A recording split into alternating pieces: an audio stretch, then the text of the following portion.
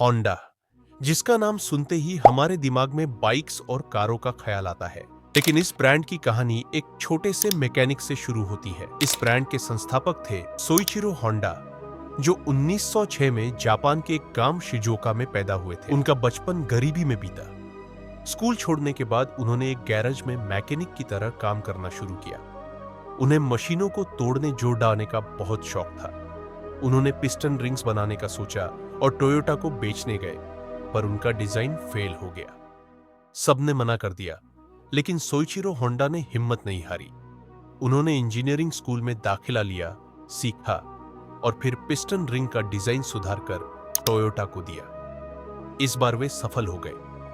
फिर द्वितीय विश्व युद्ध के बाद जापान की अर्थव्यवस्था पूरी तरह से टूट चुकी थी। लोगों के पास यात्रा करने के लिए ईंधन नहीं था।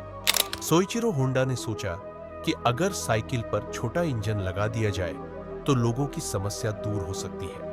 यही से उन्होंने एक छोटा सा मोटर इंजन बनाया और साइकिल पर फिट कर दिया। लोग हैरान रह गए।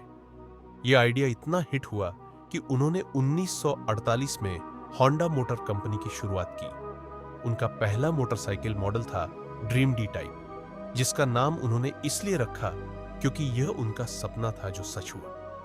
फिर आई होंडा सुपर क्यूब, जो दुनिया की सबसे ज्यादा बिकने वाली बाइक बनी।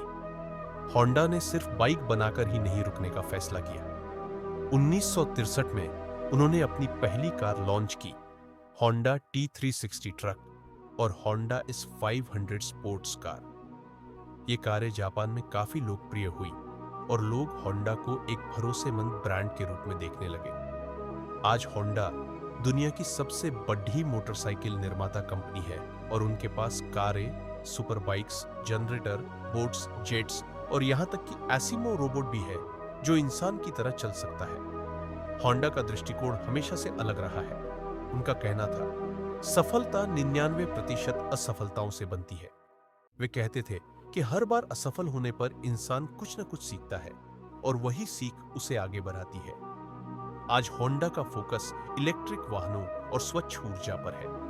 उनका लक्ष्य है कि 2040 तक वे सिर्फ इलेक्ट्रिक या फ्यूल सेल वाहन ही बनाएंगे, जिससे प्रदूषण कम हो और दुनिया को बेहतर बनाया जा सके। सोइचिरो होंडा की कहानी हमें सिखाती है कि अगर हौसला हो और सीखने की भूख हो तो कोई भी सपना छोटा नहीं होता। एक मैकेनिक का बेटा जिसने स्कूल भी पूरा नहीं किया था, आज उसका नाम दुनिया के सबसे बड़े ब्रांड्स में लिया जाता है। यही है होंडा की प्रेरणादायक कहानी।